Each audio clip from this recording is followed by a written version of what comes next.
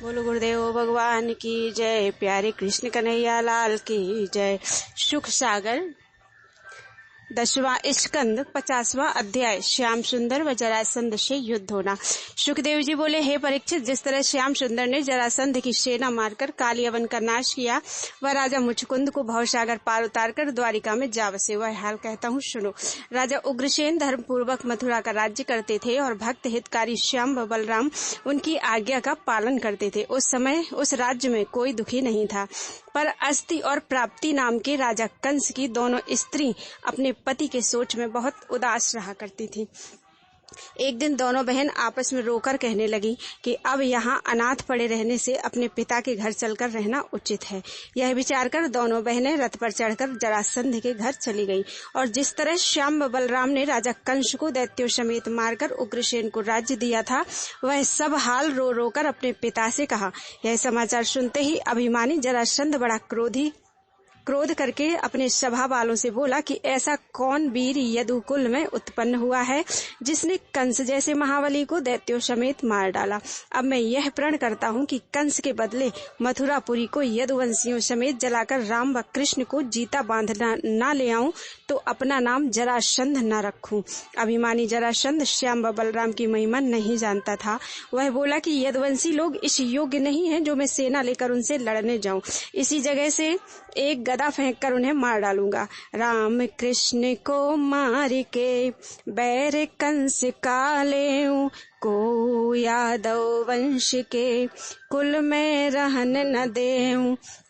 जरासंध वरदान पाने के प्रताप से जयबेर गदा सिर के चारों ओर घुमाकर जहां फेंकता था, उतने ही योजन पर वह गदा जाकर शत्रुओं को मारती थी। जब जरासंध ने उसी घमंड से 1000 मन की गदा 100 बार घुमाकर मथुरापुरी पर, जो 400 कोष मगध देश से थी, फेंकी, तब श्याम सुंदर अंतर्यामी ने अपनी गदा चलाकर उसकी गदा मथुरापुरी के निकट गिरा दी। वह गदा बिना काम किए मगध देश में फिर आई। तब जरासंध ने अचंबा मानकर मन में कहा कि जिसने मेरी गदा को रोक दिया वह बिना युद्ध किए नहीं मारा जाएगा। ऐसा विचार कर उसने सब राजाओं को जो उसकी आज्ञा में रहते थे बुला भेजा और 23 अक्षौहिणी सेना लेकर मथुरापुरी पर चढ़ आया। 10,800 हाथी, 30,870 रथ, 66,000 घोड़े के सवार, 1,09,350 पैदल सिपाही, इस तरह सब 2,08,030 मनुष्यों की सेना एक अक्षौहिणी दल कहलाता है। जरासंध ने इसी हिसाब से 23 अक्षौहिणी दल और बड़े बड़े शूरवीरों को साथ लिए हुए कई दिन में वहां पहुंचकर मथुरापुरी को चारों ओर से घेर लिया। तब 10 दिक्पाल और सब देवता मारे डर के कांप उठे। पृथ्वी कंपायमान हो गई। इतनी भारी सेना देखते ही सब मथुरावासी अपने प्राण के डर से घबरा गए और श्याम सुंदर से विनय करने लगे कि हे दीनानाथ, जरासंध ने आकर नगर को चारों ओर से घेर लिया। अब हम लोग कहाँ भाग कर जावें जिसमें प्राण बचे। यह सुनकर मुरली मनोहर अपने मन में कुछ विचार करने लगे। तब बलराम जी बोले, हे महाराज, आपने पृथ्वी का भार उतारने और हरि भक्तों को सुख देने के लिए अवतार लिया है, सो अग्नि रूप धरकर दैत्यों की सब सेना जला दीजिए। यह बात सुनकर बैकुंठनाथ ने कहा, हे भाई, इन लोगों को मारना कुछ कठिन नहीं है, परंतु मुझे बहुत से काम संसार में करने हैं, इसलिए जरासंध के वध का उपाय पीछे किया जाएगा। ऐसा कहकर श्याम सुंदर बलराम जी समेत राजा उग्रसेन के पास गए और बोले, महाराज, मुझे आज्ञा दीजिए तो जरासंध से जाकर लड़ूं और आप यदुवंशियों को साथ लेकर नगर की रक्षा कीजिए। उग्रसेन ने कहा कि बहुत अच्छा। श्याम व बलराम उनसे आज्ञा पाते ही नगर के बाहर आए। उस समय उनकी इच्छानुसार 2 जड़ाऊ रथ अति उत्तम सूर्य व चंद्रमा के समान चमकते हुए आकाश से उतरकर श्याम व बलराम के सामने खड़े हो गए। मुरली मनोहर के रथ पर सुदर्शन चक्र, सारंग धनुष, बाणों से भरा हुआ तरकश, नंदक तलवार, कौमोद की गदा रखी थी। ध्वजा पर गरुड़ की मूर्ति बनी थी। शैव, सुग्रीव, मेघपुष्प और बलाहक नाम के 4 घोड़े अति सुंदर उस रथ में जुते हुए थे। दारुक नामक सारथी उस पर बैठा था। बलभद्र जी के रथ पर उनका हलवा मूसल रखा था। ध्वजा में ताड़ के वृक्ष का चिन्ह बना था। उसे देखते ही दोनों भाई अपने अपने रथ पर बैठे और थोड़ी सेना लेकर रणभूमि में आए। जैसे ही श्याम सुंदर ने जरासंध की सेना में मारू बाजा बजते सुनकर अपना पांचजन्य शंख बजाया, वैसे ही पृथ्वी व आकाश मारे डर के कांप उठा। जरासंध के शूरवीरों का हृदय धड़कने लगा। जब जरासंध अपना रथ बढ़ाकर श्री कृष्ण जी के सामने ले आया, तब श्याम व बलराम भी अपना रथ बड़े वेग से उसके सामने ले गए। जरासंध ने अभिमान से श्री कृष्ण जी से कहा कि तू अपने मामा को मारकर मेरे सामने लड़ने आया है। तू बालक है, इसलिए तेरे ऊपर शस्त्र नहीं चलाऊंगा। तू यहाँ से भाग जा, इसी में तेरा कल्याण है। महा अधम पापी जग माही, तेरो मुख देखत हम नाही।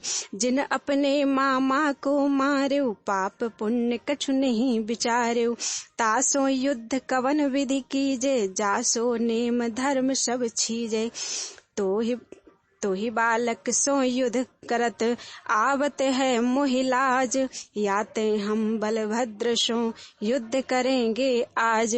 जरासंध यह वचन मुरली मनोहर से कहकर बोला, हे बलभद्र, तुझे अपना प्राण प्यारा ना हो तो मेरे साथ लड़, अभी तुझको मारूंगा। तू नहीं जानता कि मैं जरासंध हूँ, तेरा मारना मेरे निकट क्या बड़ी बात है। यह वचन सुनकर श्याम सुंदर बोले, जरासंध, हे जरासंध अज्ञानी, अपनी बड़ाई करना अच्छा नहीं होता। शूरवीर अपनी स्तुति आप नहीं करते, सबसे अधीन रहकर समय पर अपना पुरुषार्थ दिखलाते हैं। जो अपनी बड़ाई आप करता है, उसे जगत में कोई भला नहीं कहता।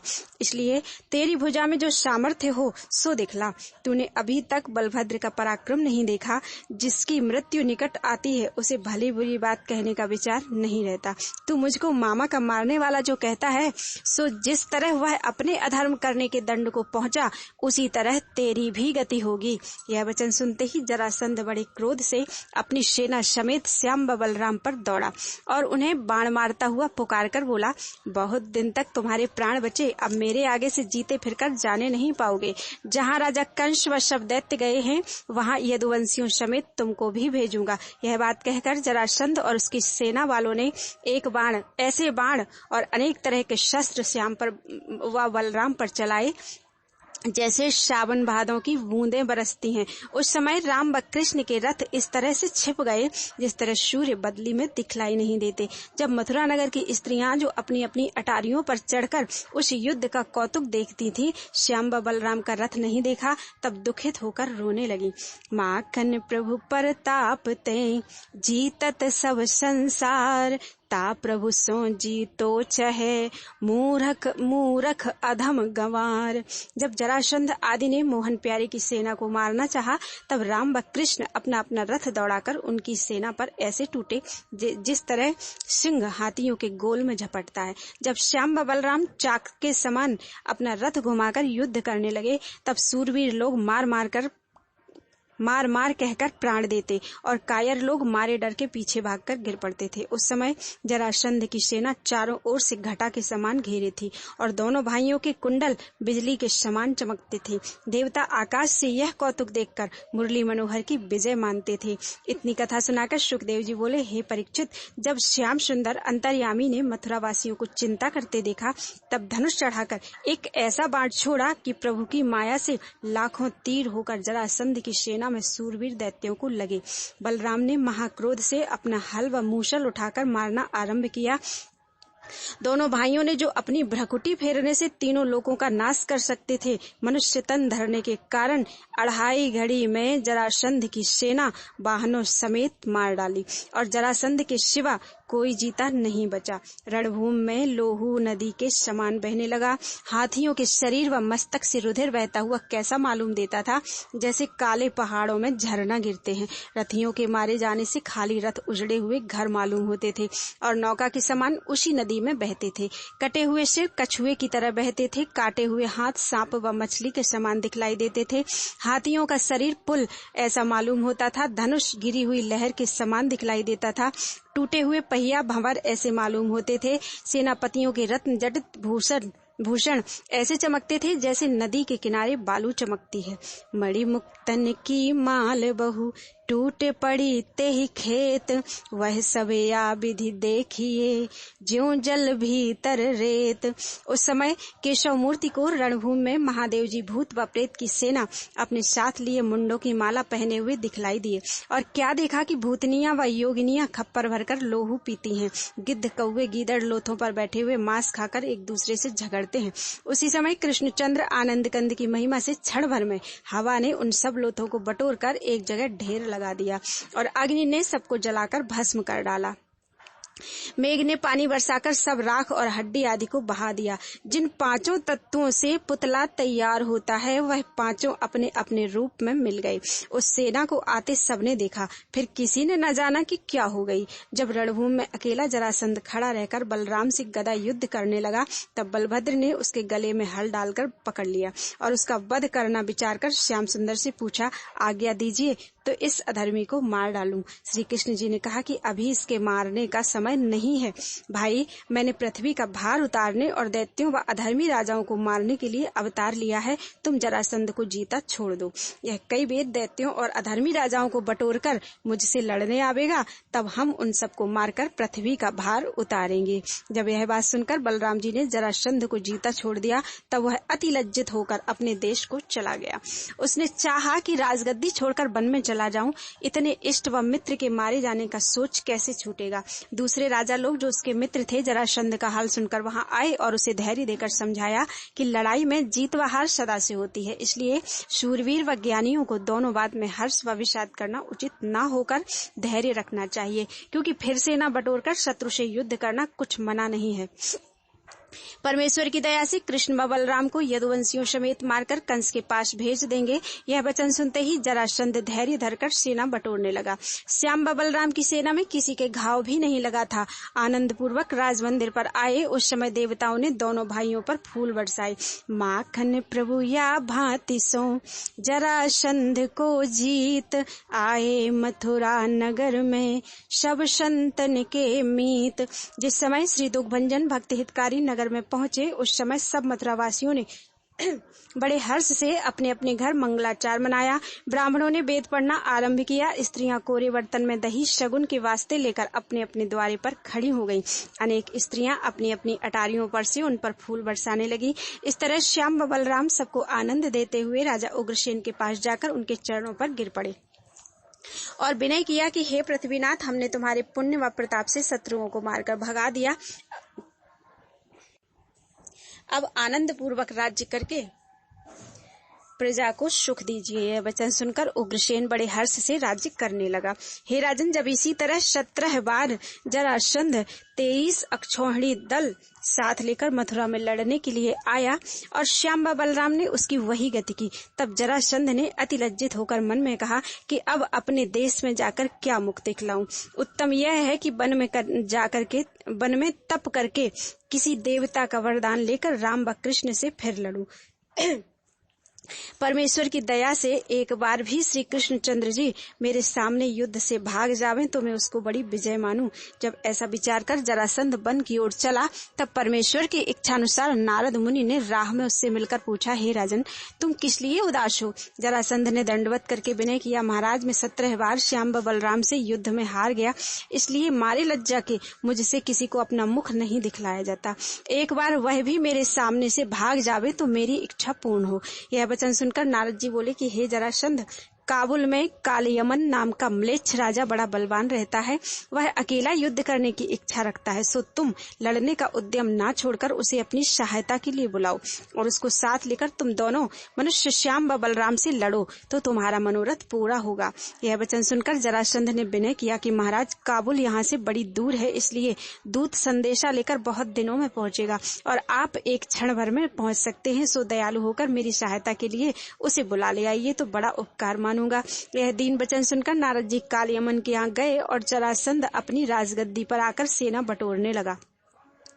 जब नारद मुनि क्षण भर में कालयमन की सभा में पहुंचे, तब उसने दंडवत करके सम्मान पूर्वक नारद मुनि को अपने पास सिंहासन पर बैठाया और हाथ जोड़कर विनय किया कि हे मुनिनाथ, जिस तरह आपने दयालु होकर दर्शन दिया, उसी तरह कृपा करके अपने आने का कारण कहिए। नारद मुनि बोले कि हमको राजा जरासंध ने तुम्हारे पास भेजकर यह संदेशा कहा है कि मथुरा में श्री कृष्ण व बलराम दोनों भाई बड़े बलवान व प्रतापी हुए हैं।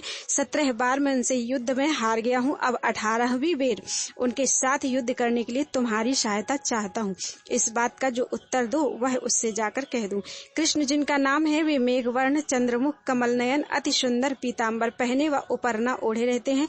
तुम बिना मारे उनका पीछा मत छोड़ना। यह बात सुनते ही कालियमन, जो जरासंध का नाम व प्रताप पहले से जानता था, बहुत प्रसन्न होकर मन में कहने लगा कि देखो, इतने बड़े प्रतापी राजा ने हमसे सहायता मांगी है, इसलिए उसका संग देना चाहिए। ऐसा विचार कर कालियमन बोला, हे नारद जी, आप मेरी ओर से जाकर जरासंध से कह देना कि मैं तुरंत अपनी सेना समेत इधर से मथुरा को पहुंचता हूँ। वह जल्दी अपनी सेना लेकर उधर से मथुरा में आवे। ऐसा कहकर कालियमन अपनी सेना सजाने लगा और नारद जी वहां से जरासंध के पास आए और यह हाल उससे कहकर ब्रह्मलोक को चले गए। कालियमन 3 करोड़ म्लेच्छों की सेना, जो बहुत मोटे बड़े बड़े दांत व लाल आंख वाले, भयानक रूप, मैले कपड़े पहने हुए, अपने साथ लेकर मथुरा को चला। थोड़े दिनों में वहां पहुंचकर अपनी सेना से मथुरापुरी को घेर लिया। राजा जरासंध भी 23 अक्षौहिणी समेत मथुरा को चला। जब मथुरावासी कालियमन की सेना देखकर मारे डर के कांपने लगे, तब श्याम सुंदर ने द्वारिकापुरी बसाना विचार कर बलराम जी से कहा कि अब क्या उपाय करना चाहिए। कालियमन ने अपनी सेना से नगर को घेर लिया और जरासंध भी अपनी सेना समेत आजकल में आया चाहता है। एक से युद्ध करूंगा तो दूसरा राजा मथुरापुरी को लूटकर प्रजा को बहुत दुख देगा।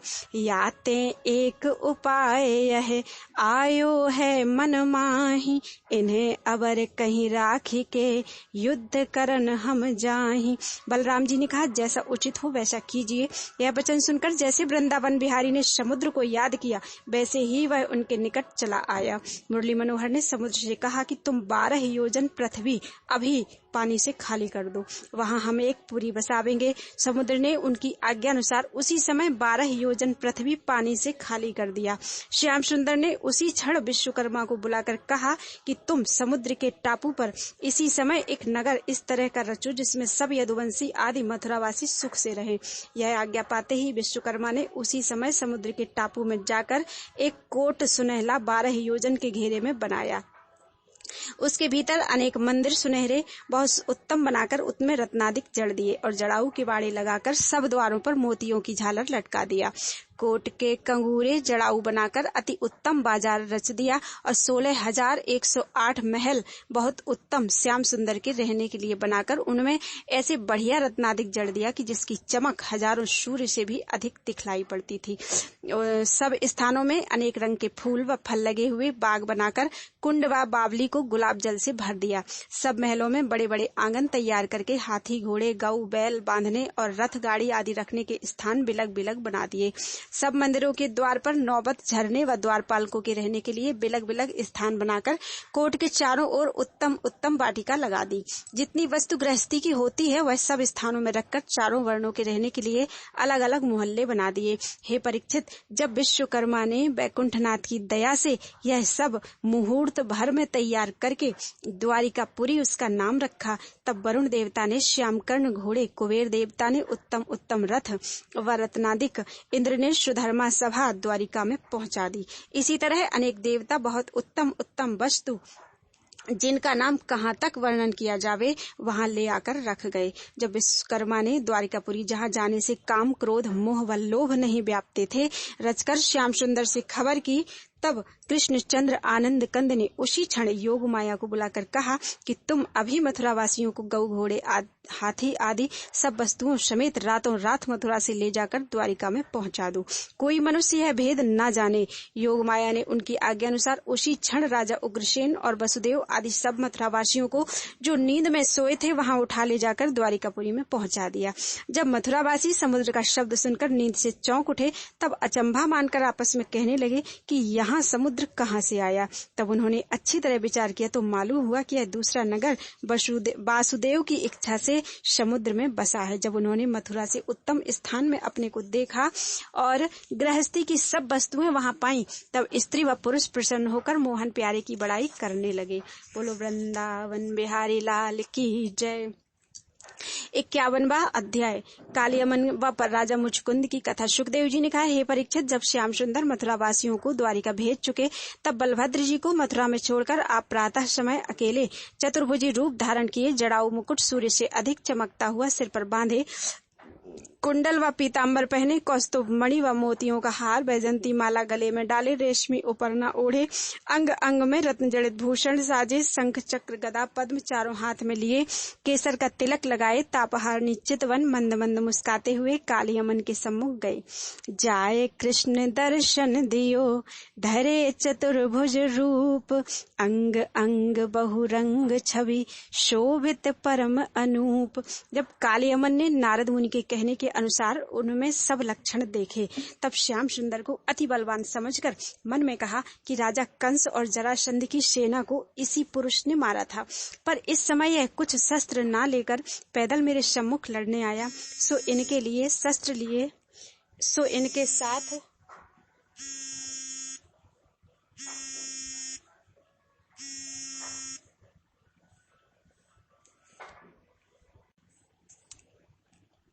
शस्त्र ना लेकर पैदल मेरे सम्मुख लड़ने आया, सो इनके साथ शस्त्र लिए रथ पर चढ़े हुए युद्ध करना धर्म नहीं है। ऐसा विचार कर कालियमन रथ से कूद पड़ा और पुकारकर अपनी सेना वालों से कहा कि कोई मनुष्य इस मोहिनी मूर्ति पर शस्त्र मत चलाओ। ऐसा कहकर कालियमन अकेला श्याम सुंदर के निकट आया। मोहन प्यारे ने एक तो म्लेच्छ का अंग छूना उचित नहीं जाना, दूसरे उन्हें देवताओं का वरदान सत्य करने के लिए राजा मुचकुंद को अपना दर्शन देकर भवसागर पार उतारना था, इसलिए वैकुंठनाथ उनके सामने से भागे। कालियमन उनको पकड़ने के लिए पीछे दौड़कर अभिमान से बोला, कालियमन यो कहे पुकारी, काहे भागे जात मुरारी, आए परो अब मोसो काम, ठाड़े रहो करो संग्राम। मुझको राजा कंस व जरासंध मत समझना, मैं यदुवंशियों का वीर संसार में नहीं रखूंगा। क्षत्रिय व शूरवीरों को युद्ध से भागना मरण तुल्य होता है। रिपु सम्मुख तैं भाजिवो, क्षत्रिय को है लाज, प्रगट पिता वसुदेव को, दोष लगायो आज। हे श्यामूर्ति, मैं तुमको बड़ा शूरवीर सुनकर तुम्हारे साथ लड़ने आया हूँ, सो एक क्षण ठहर कर मेरे साथ युद्ध करो। श्याम सुंदर उसकी बात का कुछ उत्तर ना देकर एक हाथ का अंतर देते हुए इस तरह भागे जाते थे जिसमें वह निराश न हो और पकड़ भी ना पावे। जब कालियमन बहुत दूर तक पीछे दौड़े चला गया, तब केशवमूर्ति गंधमादन पहाड़ की कंदरा में, जहाँ मुचकुंद सोया हुआ था, घुस गए और अपना पीताम्बर उसको ओढ़ाकर आप उसी जगह एक कोने में खड़े हो गए। जब पीछे से कालियमन दौड़ता हुआ हाँफता हुआ उसी कंदरा में पहुंचा, तब उसने मुचकुंद को पीताम्बर ओढ़े देखकर क्या जाना कि यह वही पुरुष है जो भागा आता था, मेरे डर से पीताम्बर ओढ़कर सो रहा है। ऐसा विचार कर कालियमन बड़े क्रोध से एक लात राजा मुचकुंद को मारकर बोला, यह कौन शूरता है जो रणभूमि से भागकर यहाँ सो रहा, उठ अभी तुझे मार डालूं। जब ऐसा कहकर कालियमन ने वह पीताम्बर मुचकुंद के शरीर पर से खींच लिया, तो वह लात लगने और पीताम्बर झटकने से जाग उठा। ताकि दृष्टि प्रभाव ते, अग्नि उठी तन माही, देखत ही जर के भयो, यमन भस्म क्षण माही। हे राजन, कालियवन ने मरते समय वैकुंठनाथ का दर्शन पाया था, इसलिए वह सब पापों से छूटकर मुक्त पदवी पर पहुंचा। इतनी कथा सुनाकर परीक्षित ने पूछा, हे मुनिनाथ, मुचकुंद कौन महातेजवान था और किस कारण कंदरा में सोया था, जिसकी दृष्टि पड़ने से कालियमन ऐसा प्रतापी राजा जल गया? सुखदेव जी बोले, हे परीक्षित, मुचकुंद राजा इक्ष्वाकु कुल में युवनाश्व का पौत्र और मानधाता का पुत्र बड़ा प्रतापी व चक्रवर्ती राजा होकर अपने धर्म व तप के बल से सब राजाओं को अधीन किए हुए था। उन्हीं दिनों दैत्यों ने देवताओं को लड़ाई में जीतकर उनका राज सिंहासन छीन लिया। तब इंद्र और वरुण आदि देवता राजा मुचकुंद की शूरता व बड़ाई सुनकर मृत्युलोक में आए और उससे विनय किया कि हम लोग दैत्यों के हाथ से बहुत दुख पाकर तुम्हारी शरण में आए हैं, सो सहायता करके दैत्यों से हमारा राज्य दिलवा दीजिए। यह बात सदा से होती आई है कि जब देवताओं, ब्राह्मणों और ऋषिश्वरों को दुख पड़ता है तब क्षत्रिय लोग उनकी रक्षा करते हैं। यह दीन वचन सुनकर राजा मुचकुंद ने देवताओं का सहायक होकर दैत्यों से युद्ध किया और दैत्यों को जीत कर देवताओं को राज्य दे दिया। जब जब देवताओं को दैत्य लोग दुख देते रहते थे, तब तब राजा मुचकुंद देवताओं की सहायता करके दैत्यों को भगा देता था। एक बार मुचकुंद को दैत्यों से लड़ते हुए कई युग बीत गए। तब स्वामी कार्तिकेय जी देवताओं की सहायता करने के लिए आए। उस समय देवताओं ने राजा मुचकुंद से कहा कि अब हम लोगों की सहायता स्वामी कार्तिकेय जी करेंगे। तुमने हमारे लिए बड़ा परिश्रम किया है, इसलिए मुक्ति के सिवा जो वरदान मांगो सो तुमको दे। धर्म अर्थ अरु कामना ये सब है मम हाथ, एक पदार्थ मुक्ति को दे हैं श्री ब्रजनाथ। यह सुनकर मुचकुंद ने कहा कि बहुत दिन हुए मैं अपने घर द्वार व बाल बच्चों से बिलख पड़ा हूँ, आज्ञा हो तो जाकर उन्हें देखूं। देवताओं ने उत्तर दिया कि तुम्हारे वंश में अब कोई नहीं रहा, सब मर गए। यह वचन सुनकर मुचकुंद बोले कि यही हाल है तो बहुत दिन से नींद भर सोया नहीं। तुम लोग कोई ऐसी एकांत जगह मुझे बतलाओ जहाँ जाकर सोऊं और कोई मुझे ना जगावे। देवताओं ने प्रसन्न होकर कहा कि तुम गंधमादन पहाड़ की कंदरा में जाकर शयन करो। हम लोग ऐसा वरदान देते हैं कि जो कोई वहां जाकर तुमको जगावे उसी समय तुम्हारी दृष्टि पड़ने से जलकर भस्म हो जावे। हमारे आशीर्वाद से तुम्हें परब्रह्म परमेश्वर का दर्शन प्राप्त होगा। राजा मुचकुंद त्रेता युग से यह वरदान पाकर उस कंदरा में सोया था। श्याम सुंदर अंतर्यामी यह सब भेद जानते थे, इसलिए उन्होंने देवताओं का वरदान सत्य करने के लिए काल यमन को वहां ले जाकर मुचकुंद की दृष्टि से मरवा डाला। उसके जलने के उपरांत वृंदावन बिहारी भक्त हितकारी ने चतुर्भुजी रूप से मेघवर्ण चंद्रमुख कमल नयन शंख चक्र गदा पद्म लिए किरीट मुकुट साजे बनमाला विराजे पीतांबर पहने तीनों लोकों की सुंदरता धारण किए हुए राजा मुचकुंद को दर्शन दिया। जब उनके चंद्रमुख के प्रकाश से उस अंधियारी कंदरा में उजियाला हो गया तब राजा मुचकुंद ने उनको देखकर साष्टांग दंडवत किया। माखन प्रभु के दरस ते भयो सरस आनंद, जोरी हाथ ब्रजनाथ से पूछत है मुचकुंद। हे दीनानाथ, तुम्हारे बराबर तीनों लोकों में कोई सुंदर नहीं होगा। जैसे आपने दयालु होकर दर्शन दिया वैसी ही कृपा करके अपना हाल वर्णन कीजिए। मेरी समझ में आप सूर्य या चंद्रमा या कोई लोकपाल या ब्रह्मा व विष्णु व महेश तीनों बड़े देवताओं में मालूम होते हैं। तुम्हारे आने से यह कंदरा प्रकाशित हो गई। आपके ये कोमल चरण फूलों से भी अधिक नरम है। इस पहाड़ व कांटों में किस तरह विराजे, अपना नाम व गोत्र बतलाइए। कदाचित आप मुझसे पूछे कि तू कौन है, सो मैं राजा मानधाता का बेटा मुचकुंद हूँ। दैत्यों से लड़ते समय परिश्रम करने से देवताओं ने मुझे ऐसा वरदान दिया था कि तुम निश्चिंत होकर सोओ। तुम्हें जगाने वाला तुम्हारी दृष्टि पड़ने से जलकर मर जाएगा। इसलिए यह मनुष्य जिसने मुझे जगाया था जलकर भस्म हो गया। यह सुनकर वृंदावन बिहारी ने कहा, हे मुचकुंद, मैं अपना कौन सा नाम तुझे बतलाऊं? मेरे नामों की कुछ गिनती नहीं है। मैंने बहुत बेर संसार में अवतार लेकर बहुत से काम किए हैं। बालू की रेणुका और पानी की बूंदें चाहे कोई गिन लेवे, पर मेरे अवतारों की और काम की गिनती करना बहुत कठिन है। इसलिए अपने पिछले अवतारों का हाल तुझसे नहीं कह सकता। इस बेर पृथ्वी का भार उतारने के लिए वसुदेव देवकी के घर यदुकुल में अवतार लिया है, इसलिए मुझे वासुदेव भी कहते हैं।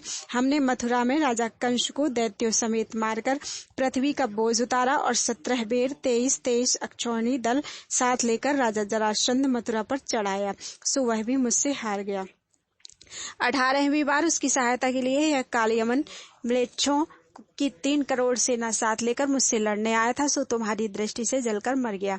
कदाचित तुम कहो कि काल यमन को अपने हाथ से तुमने क्यों नहीं मारा, सो इसका यह कारण है कि देवताओं का वरदान सत्य करने के लिए मुझे तुमको अपना दर्शन देकर भवसागर पार उतारना था। इसीलिए मैंने काल यमन को तेरी दृष्टि से जलाकर अपना दर्शन तुझे दिया। पिछले जन्म तूने मेरा बहुत भारी तप किया था, उसका फल आज पाकर तू जन्म व मरण से छूट गया। अब तुझे जो इच्छा हो सो वरदान मांग। वैकुंठनाथ का दर्शन मिलने से मुचकुंद के मन में ज्ञान उत्पन्न होकर उसको याद आई कि गर्ग मुनि ने मेरी जन्म पत्री देखकर कहा था कि तुझे परमेश्वर का दर्शन मिलेगा। वह बात आंखों से दिखाई दी। सोई द्विज को बचन हरि सत्य भयो है आज, प्रकट आई दर्शन दियो माखन प्रभु ब्रजराज। जब मुचकुंद को विश्वास हुआ कि यह चतुर्भुजी रूप भगवान है, तब उसने श्याम सुंदर के सम्मुख हाथ जोड़कर विनय किया कि हे महाप्रभु, आप निर्गुण निराकार अविनाशी पुरुष होकर केवल हरि भक्तों को सुख देने के लिए सगुण अवतार धरते हो। तुम्हारे आदि अंत को कोई नहीं जानता। सारा संसार आपकी माया में लिपट रहा है। इसलिए किसी का ज्ञान ठिकाने ना रहकर सब मनुष्य काम, क्रोध, मोह, लोभ में ऐसा फंस रहे हैं कि किसी तरह माया रूपी जाल से नहीं छूट सकते। करत कर्म सब सुख के हेत, याते भारी दुख सही लेत। जिस तरह कुत्ता सूखी हड्डी चबाते समय अपने मुख के लोहू को स्वाद पाकर अज्ञानता से उस स्वाद को हाड़ से निकला हुआ समझता है, उसी तरह मनुष्य स्त्री प्रसंग करते समय अपने वीर गिरने का क्षण भर सुख पाकर अज्ञानता से जानते हैं कि यह स्त्री से यह आनंद हमें मिलता है। जो अज्ञानी मनुष्य इस झूठे सुख को अच्छा जानकर कामदेव के मद में पर स्त्री गमन करके अपना परलोक बिगाड़ देते हैं और ऐसा काम नहीं करते जिसमें आवागमन से छूट जावे, उन्हें कुत्ते से भी निकृष्ट समझना चाहिए। हे दीनानाथ, संसारी जीवों को तुम्हारी कृपा के बिना इस माया रूपी अंधियारे कूप से बाहर निकलना बहुत कठिन है। जो मनुष्य तुम्हारी शरण में रहकर तुम्हारा ध्यान व स्मरण करे, वह माया जाल से छूटकर परम गति को पहुंच सकता है।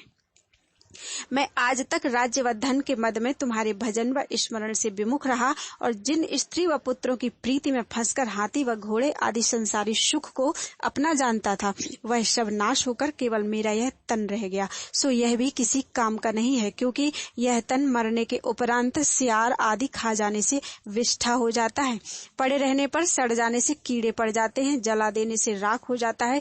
इसलिए जो लोग अपने तन व बल का अभिमान करते हैं, उन्हें मूर्ख समझना चाहिए। मनुष्य तन पाकर परमेश्वर का भजन व स्मरण करने के सिवा संसारी व्यवहार में मन लगाना अच्छा नहीं होता, पर अज्ञानी मनुष्य शुभ कर्म में एक क्षण मन नहीं लगाते। आठों पहर स्त्री व पुत्र की माया में फंसे रहकर संसारी झूठे व्यवहार को सच्चा जानते हैं। जो कोई बिना इच्छा केवल तुमको प्रसन्न करने के लिए तुम्हारा ध्यान व स्मरण करता है, उसे बड़ा भाग्यवान समझना चाहिए, पर ऐसे मनुष्य संसार में कम हैं। मुझे अज्ञानी व अभिमानी को अपने भवसागर पार उतारने का बड़ा सोच लगा था, सो मेरे पिछले जन्म के पुण्य सहाय हुए। जो कमल रूपी तुम्हारे चरणों ने, जिनका ध्यान ब्रह्मादिक देवता व बड़े बड़े योगी व ऋषीश्वर दिन रात अपने हृदय में रखते हैं, अपना दर्शन देकर मुझे कृतार्थ किया। इसलिए मैं इन चरणों की भक्ति के सिवा दूसरी कोई संसारी वस्तु माया मोह में फंसाने वाली नहीं चाहता। मैं जप तप नहीं कुछ कियो, नहीं चिन्हे महाराज, एक तुम्हारी कृपा ते दर्शन पायो आज। हे महाप्रभु, तुम अपने भक्तों को अर्थ, धर्म, काम, मोक्ष चारों पदार्थ देने वाले हो, इसलिए यह इच्छा रखता हूँ कि तुम्हारी कृपा से भवसागर पार उतर जाऊं। मैं आपके शरणागत हूँ। जब राजा मुचकुंद ने यह सब स्तुति की, तब श्याम सुंदर ने हंसकर कहा, हे मुचकुंद, तेरा ज्ञान धन्य है, तूने सच्ची बात कही। तू सदा से मेरा परम भक्त है। पिछले जन्म तुमने बहुत सा तप करके हमारा दर्शन चाहा था, उसका फल आज मिला। तेरी कामना पूर्ण हुई, हमको तूने पहचाना। हमने तुमको वरदान देने को ललचाया था, सो तुमने किसी वस्तु के लेने की इच्छा ना रखकर केवल मेरे चरणों की भक्ति मांगी। इस तरह का ज्ञान सबको प्राप्त नहीं होता। अब तेरे भवसागर पार उतरने का उपाय बतलाता हूँ, सो तू कर। क्योंकि तूने पृथ्वी लेने और पर स्त्री गमन करने में बहुत पाप किया है, वह पाप बिना तप किए नहीं छूटेगा। इसलिए तू उत्तर दिशा में जाकर मेरे स्मरण व ध्यान में लीन हो। यह तन छोड़ने के उपरांत ब्राह्मण के घर जन्म लेकर मेरी भक्ति करेगा, तब वह तन छोड़कर मेरी ज्योति में समा जाएगा। यद्यपि पदार्थ मुक्ति को राजन दीजत नाही,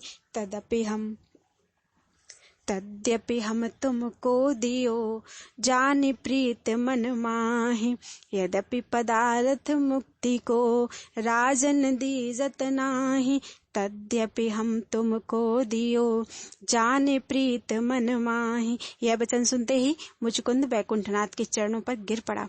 जब उन्हें साष्टांग दंडवत करके कंदरा से बाहर निकला, तब उसने मनुष्य व वृक्षों का छोटा रूप देखकर जाना कि कलयुग का लक्षण निकट पहुंचा। ऐसा विचार कर उसी समय राजा मुचकुंद बद्रिकाश्रम में तप व जप करने के लिए चला गया। वह सच्चे मन से परमेश्वर का तप करने लगा। गर्मी, सर्दी और वर्षा ऋतु को बराबर जानकर हर्ष व सोच को एक सा समझा।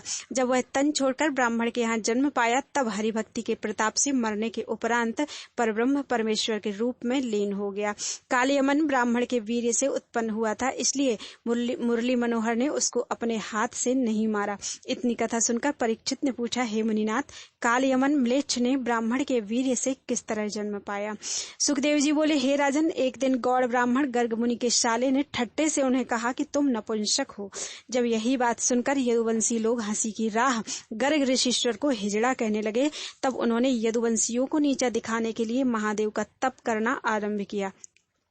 शिवजी ने प्रसन्न होकर उनको वरदान मांगने को कहा। गर्ग मुनि ने हाथ जोड़कर विनय किया कि मुझे ऐसा पुत्र दीजिए जिससे सब यदुवंशी डरकर भाग जावें। महादेव ने उन्हें एक फल देकर कहा कि यह फल स्त्री को खिला देने से वैसा पुत्र उत्पन्न होगा। गर्ग ब्राह्मण ने वह फल लेकर अपने पास रख छोड़ा। तालजंग नामक क्षत्रिय काबुल में बड़ा प्रतापी राजा था। उसके कोई संतान नहीं थी। उसने पुत्र उत्पन्न करने के लिए गर्ग ऋषीश्वर की बहुत सेवा की। ऋषीश्वर महाराज ने उसकी स्त्री को वीर्य दान देकर वह फल खाने के लिए दिया। उसने परमेश्वर की इच्छानुसार अपनी सौतों के डर से जल्दी में वह फल बिना स्नान किए खा लिया। तब गर्ग मुनि ने कहा, तेरा पुत्र बड़ा प्रतापी बलवान उत्पन्न होकर म्लेच्छों का कर्म करेगा। इसी कारण तालजंग क्षत्रिय का बेटा कालयमन म्लेच्छ हो गया। यह हाल सुनकर परीक्षित का संदेह मिट गया। बोल वृंदावन बिहारी लाल की जय। 52वां अध्याय। श्याम व बलराम का जरासंध के सामने से उसका मनोरथ पूर्ण करने के लिए भागना। सुखदेव जी ने कहा, हे परीक्षित, श्याम सुंदर मुचकुंद को विदा करके मथुरा में चले आए। उन्होंने बलराम जी से कहा कि हमने राजा मुचकुंद की दृष्टि से कालयमन का नाश करा के मुचकुंद को बद्री केदार में तप करने के लिए भेज दिया। अब चलो कालयमन की सेना मारकर पृथ्वी का भार उतारें। ऐसा कहकर दैत्य संहारण बलराम समेत मथुरा से बाहर निकले और कालयमन की सेना में चले गए। संकर्षण को साथ ले माखन प्रभु करतार, कालयमन की सेन सब हति एक ही बार। जब क्षण भर में श्याम व बलराम हल व मूसल व बाणों से म्लेच्छों को मारकर चले, तब राजा जरासंध ने अपनी सेना समेत पहुंचकर उन्हें घेर लिया। उस समय बैकुंठनाथ भक्तवत्सल ने जरासंध का मनोरथ पूर्ण करने के लिए बलराम समेत उसके सामने से पैदल भागे। तब जरासंध के मंत्री ने कहा कि महाराज, तुम्हारे प्रताप के सामने कौन ऐसा सूरवीर है जो ठहर सके। देखो, राम व कृष्ण दोनों भाई घर द्वार छोड़कर आपके डर से नंगे पांव भागे जाते हैं। जब जरासंध ने भी दोनों भाइयों को अपनी आंखों से भागते हुए देखा, तब अपनी सेना समेत उनके पीछे दौड़ा और पुकारकर यूं कहा, काहे डर के भागे जात, ठाड़े रहो करो कछु बात, गिरत उठत कंपत क्यों भारी, आई है ढिंग मृत्यु तुम्हारी। इतनी कथा सुनाकर सुखदेव जी बोले, हे परीक्षित, जब श्याम व बलराम नारद जी का वचन सत्य करने के लिए लोक व्यवहार दिखलाकर जरासंध के सम्मुख से भागे, तब वह बड़े हर्ष से उनके पीछे दौड़ा। दोनों भाई भागे हुए प्रवर्षण पहाड़ पर, जो 11 योजन ऊंचा था, उसमें शिवा एक रास्ते के दूसरी राह नहीं थी चढ़ गए और पहाड़ के ऊपर जाकर खड़े हो गए। देखी जरासंध कहे पुकारा, शिखर चढ़े बलभद्र मुरारी, अब यह कैसे जाए पराए, इस पर्वत को देव जलाए। ऐसी आज्ञा पाते ही उसके सेवकों ने उस पहाड़ को, जहाँ सदा पानी बरसता था, लकड़ियों का ढेर चारों ओर से इकट्ठा करके उसमें आग लगा दी और जो राह पहाड़ पर चढ़ने की थी वहां जरासंध आप खड़ा हो गया। जब थोड़ी देर में वह अग्नि पर्वत के शिखर तक जाकर बुझ गई, तब वह अग्नि में दोनों भाइयों को मरना समझकर मथुरापुरी को चला आया और वहां ढिंडोरा पिटवा दिया। जितने स्थान राजा उग्रसेन व वसुदेव जी के उस नगर में थे, सब खुदवाकर उस जगह नए स्थान बनवा दिए और अपना कारोबार वहां छोड़कर सेना समेत हर्षपूर्वक मगध देश में आया। श्याम सुंदर ने बलराम जी से कहा कि बड़े सोच की बात है जो हमारे चरण आने पर भी यह पहाड़ जल जावे। ऐसा कहकर बैकुंठनाथ ने उस पहाड़ को अपने चरणों से ऐसा दबा दिया कि पाताल में चला गया और आग बुझने के उपरांत फिर उसी तरह उठा दिया। तागिरी वरते कूंद के माखन प्रभु यदुराय, राम सहित श्री द्वारिका पल में पहुँचे जाए।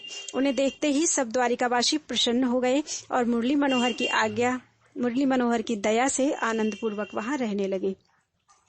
कुछ दिन बीते, राजा रेवत ने ब्रह्मा जी की आज्ञा अनुसार रेवती नाम की अपनी चंद्रमुखी व मृगलोचनी कन्या को द्वारिकापुरी में लाकर बलराम जी से विवाह दिया। श्याम सुंदर बलराम जी समेत कुंडनपुर में जाकर रुक्मिणी नाम की राजा भीष्मक की कन्या, जो शिशुपाल को मांगी हुई थी, अनेक राजाओं में से बरजोरी हर ले आए और अपने घर लाकर उसके साथ विवाह किया। यह सुनकर परीक्षित ने विनय किया कि श्री कृष्ण चंद्र रुक्मिणी को बहुत राजाओं में से किस तरह जीत कर ले आए थे। माखन प्रभु के कर्म गुण गुण सुने महासुख होए, जो कोई ऋषि मुनि से सुने बड़ी भाग्य है सोए। यह वचन सुनकर सुखदेव जी बोले, हे राजन, बड़ा प्रतापी विदर्भ देश का राजा भीष्मक कुंडनपुर में रहकर धर्मपूर्वक राज्य करता था। रुक्माग्रज आदि 5 पुत्र उसके हुए। जब रुक्मिणी नाम की कन्या महासुंदरी राजा भीष्मक के यहाँ उत्पन्न हुई, तब उसने मंगलाचार मनाकर ज्योतिषियों से उसके जन्म लग्न का फल पूछा। पंडितों ने कहा कि हमारे विचार में यह गुण व रूप व शील की सागर होकर आदि पुरुष भगवान से विवाही जाएगी। यह सुनकर राजा ने बड़े हर्ष से पंडितों को सम्मान पूर्वक विदा किया।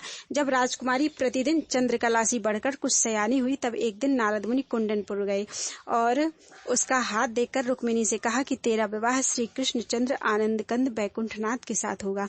यह बात सुनकर रुक्मिणी बहुत प्रसन्न हुई। नारद मुनि ने द्वारकापुरी में जाकर कहा, हे बैकुंठनाथ, राजा भीष्मक के एक कन्या रुक्मिणी नाम लक्ष्मी के समान अति सुंदरी उत्पन्न हुई है, तुम्हारे विवाहने के योग्य है। यह बात सुनते ही केशव मूर्ति अंतर्यामी को भी उसकी इच्छा हुई। उन्हीं दिनों याचकों ने कुंडनपुर में जाकर मुरली मनोहर का यश और जो जो काम उन्होंने गोकुल व वृंदावन व मथुरा में किए थे गाया। तब वहां के लोगों को श्याम सुंदर के दर्शन की इच्छा हुई। जब इस बात की चर्चा होते होते राजा भीष्मक को खबर पहुंची और उसने भी उन याचकों को राजमंदिर पर बुलवाकर श्याम सुंदर के यश गवाया, तब राजा व रानी आदि उनकी लीला सुनकर अति प्रसन्न हुए। चढ़ी अटा रुक्मिणी सुंदरी, हरि चरित्र ध्वनि श्रवण परी, अचरज करे भूली मन रहे, फेरी उचकी कर देखन चहे, सुनि कर कुंवरी रही मन लाए, प्रेम लता उर उपजी आए, अति आनंदमय भई सुंदरी, उसकी सुधि बुध हरि गुण हरि। इतनी कथा सुनाकर सुखदेव जी बोले, हे परीक्षित, पहले रुक्मिणी नारद मुनि से मुरली मनोहर का गुण सुन चुकी थी। जब उसने याचकों से भी उनकी बड़ाई सुनी, तब उसे उनके साथ विवाह करने की अधिक इच्छा हुई। उसी दिन से रुक्मिणी 8 पहर खाते पीते सोते जागते उठते बैठते सांवली सूरत मोहन प्यारे का ध्यान प्रेम पूर्वक करने लगी और उनके मिलने के वास्ते प्रतिदिन पार्वती जी का पूजन कर यह वरदान मांगती थी, मुझ पर गौरी कृपा तुम करो, यदुपति पति दे मम दुख हरो, कमल नयन के ध्यान में मगन रहे दिन रैन, खान पाने की को कहे लहे नहीं क्षण चैन। जब रुक्मिणी ने दिन रात मोहिनी मूर्ति का ध्यान रखकर अपने मन में यह प्रण किया कि श्याम सुंदर के सिवा दूसरे से विवाह नहीं करूंगी, तब उसके माता पिता भी यह हाल जानकर इसी बात में प्रसन्न थे। जब कभी रुक्मिणी मनहरण प्यारे के विरह में उदास होकर रोने लगती थी, तब उसकी सहेलियां नंदलाल जी के बाल चरित्र की चर्चा करके उसे प्रसन्न कर देती थी। या विधि लीला कृष्ण की गावे सब दिन रैन, सो सुन के श्री रुक्मिणी लही सदा सुख चैन। एक दिन रुक्मिणी सहेलियों के साथ खेलती हुई राजा के पास आई, तब भीष्मक ने उसे विवाहने योग्य देखकर मन में कहा कि अब इसका विवाह जल्दी नहीं करता तो संसारी लोग मेरी निंदा करेंगे। जिसके घर कुमारी कन्या तरुण हो जाती है, उसे दान व पुण्य जप आदि शुभ कर्म करने का फल नहीं मिलता। ऐसा विचार कर राजा ने अपने 5 बेटे, मंत्री और इष्ट मित्रों को सभा में बैठाकर कहा कि अब रुक्मिणी सयानी हुई, इसलिए कोई राजकुमार जो कुलीन व सब गुणों से भरा हो ठहरना चाहिए। यह बात सुनकर सभा वालों ने अनेक राजकुमारों का नाम बतलाकर उनके रूप व गुण का वर्णन किया, पर राजा के मन में कोई नहीं भाया। रुक्माग्रज उसके बड़े बेटे ने कहा कि हे पृथ्वीनाथ, चंदेली नगर में राजा शिशुपाल कुलीन व बलवान है, रुक्मिणी से विवाह कर संसार में यश लीजिए। जब राजा उसकी बात पर भी नहीं बोले, तब राजा के छोटे पुत्र रुक्मेश ने कहा, रुक्मिणी पिता कृष्ण को दीजे, वासुदेव से नाता कीजे। यह सुने भीष्मक हर से गाता, कहो पूत तुम अच्छी बाता, तू बालक सबसे बड़े ज्ञानी, तेरी बात भली हम मानी। तरुण छोट सो पूछ के, कीजे मन पर तीति, सार बचन गही लीजिए, यही जगत की रीति। यदुवंशियों में राजा शूरसेन बड़े प्रतापी हैं। उनके पुत्र वसुदेव जी ऐसे धर्मात्मा हैं जिनके घर आदि पुरुष भगवान ने श्री कृष्ण नाम से अवतार लिया, और राजा कंस आदि अधर्मियों को मारकर सब यदुवंशी व प्रजा को बड़ा सुख देते हैं। ऐसा द्वारिकानाथ को रुक्मिणी देकर संसार में यश व बड़ाई लेना उचित है। ऐसे द्वारिकानाथ को रुक्मिणी देकर संसार में यश व बड़ाई लेना उचित है। यह वचन सुनकर राजा के तीनों छोटे पुत्र और मंत्री आदि सभा वालों ने प्रसन्न होकर कहा, महाराज आपने बहुत अच्छा विचारा है, ऐसा वर व घर दूसरा नहीं मिलेगा। यह बात सुनते ही राजा का बड़ा पुत्र रुक्माग्रज, जिसके समस्त सम्मत से राजकाज होता था, सब सभा वालों पर झुंझलाकर बोला, समुझ न बोलत महागवार, जानत नहीं नाहि कृष्ण व्यवहार। 12 वर्ष नंद के रह्यो, तब अहीर सब काहू कहो। जन्म भयो यदुवंश में, बस्यो नंद घर आए। कामरिया लेकर लकुट, फिरे चरावत गाय।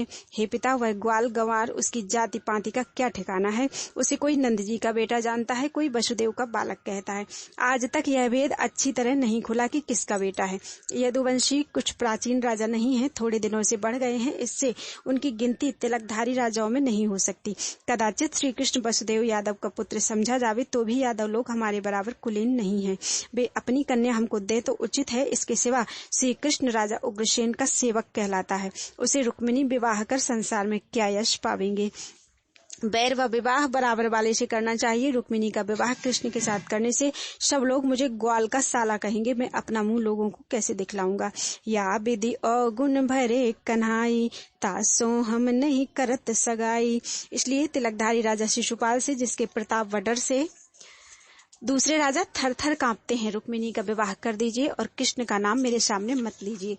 जब यह वचन सुनकर सब सभा वाले अपने अपने मन में पछताकर चुप हो रहे और राजा भीष्मक बड़ा पुत्र समझकर कुछ नहीं बोले, तब राजकुमार ने उसी समय ज्योतिषियों से शुभ लग्न पूछकर एक ब्राह्मण के हाथ रुक्मिणी के विवाह का तिलक राजा शिशुपाल के पास भेज दिया।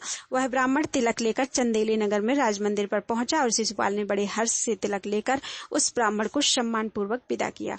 वह ब्राह्मण कुंडनपुर में चला आया और राजा भीष्मक व रुक्माग्रज से तिलक लेने का हाल कहकर बोला,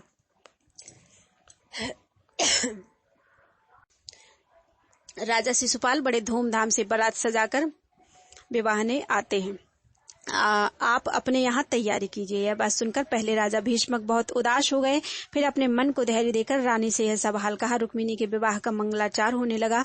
राजा ने अपने मंत्रियों को विवाह की तैयारी करने के लिए आज्ञा दी। कुंडनपुर में यह चर्चा घर घर होने लगी कि राजा रुक्मिणी का विवाह श्री कृष्ण जी से करते थे, पर रुक्माग्रज ने नहीं होने दिया। अब शिशुपाल के साथ उसका विवाह होगा। इतनी कथा सुनाकर सुखदेव जी बोले, हे राजन, राज मंदिर में केले के खंभे गाड़कर ओम हरे सोने का कलश धरने के उपरांत मंडवा तैयार हुआ। स्त्रियां मंगलाचार गीत गाकर अपने कुल की रीति करने लगी। राजा ने न्योता भेजकर अपने इष्ट मित्रों को बुलाया। नाच रंग आदि अनेक तरह का मंगलाचार वहां होने लगा।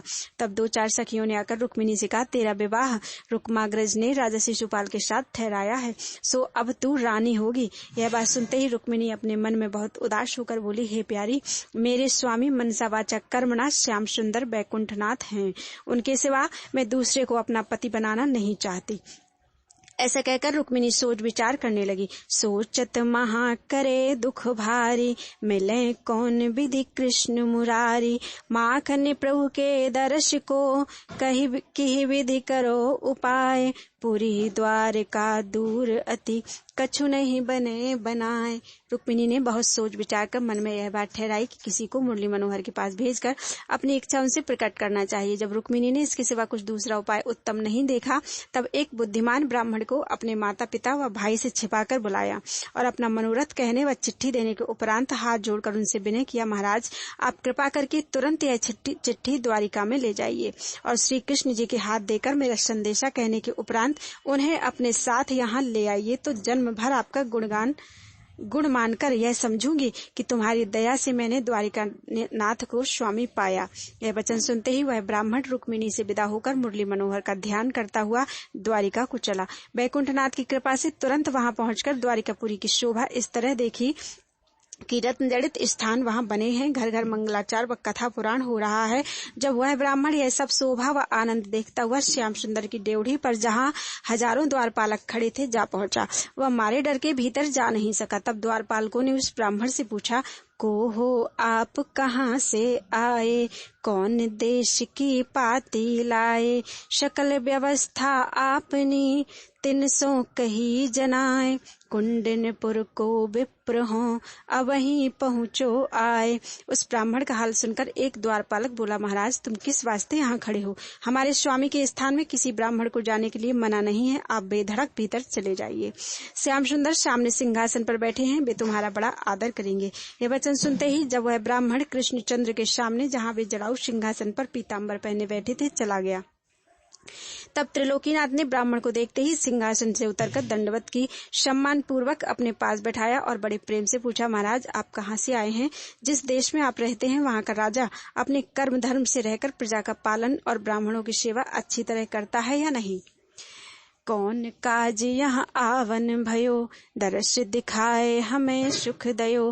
कहत बचन द्विजराज सो, माखन प्रभु या भांति, देखत हरि की दीनता, यादव सब मुस्कात। यह वचन सुनते ही वह ब्राह्मण रुक्मिणी की चिट्ठी उनके आगे रखकर बोला, हे कृपा निधान, मेरे आने का यह कारण है कि कुंडनपुर में राजा भीष्मक की कन्या रुक्मिणी आपका नाम व गुण सुनकर दिन रात यह इच्छा रखती है कि आपके चरणों की दासी हो। उसका पिता उसे तुम्हारे साथ विवाह न चाहता था, परंतु बड़े राजकुमार रुक्माग्रज ने यह बात न मानकर उसकी सगाई शिशुपाल से की है।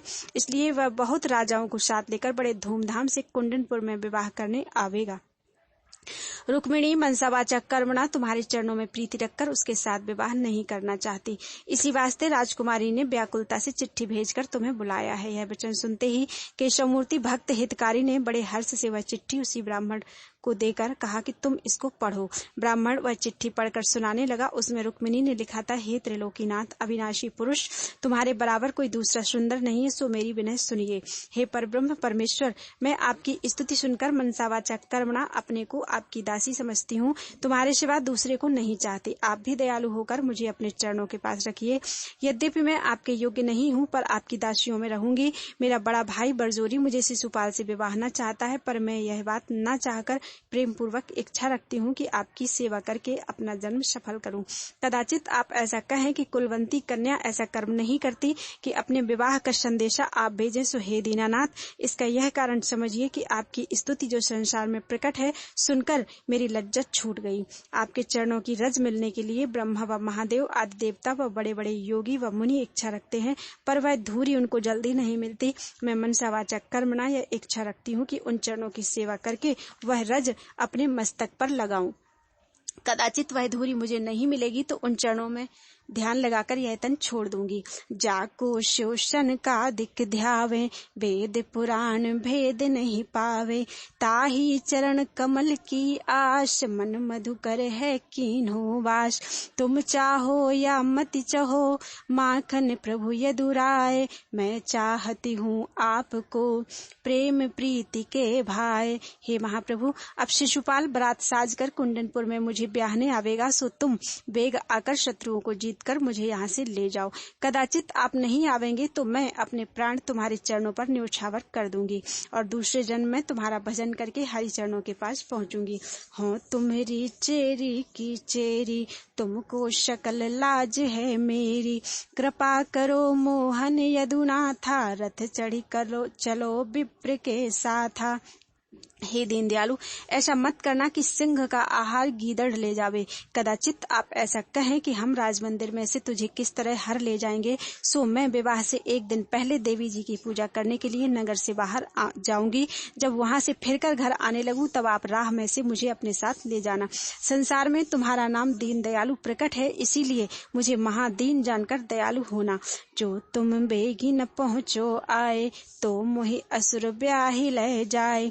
या विधि पाती श्रवण करी, माखन प्रभु करतार। कुंडनपुर के चलन को मन में कियो विचार। बोलो वृंदावन बिहारी लाल।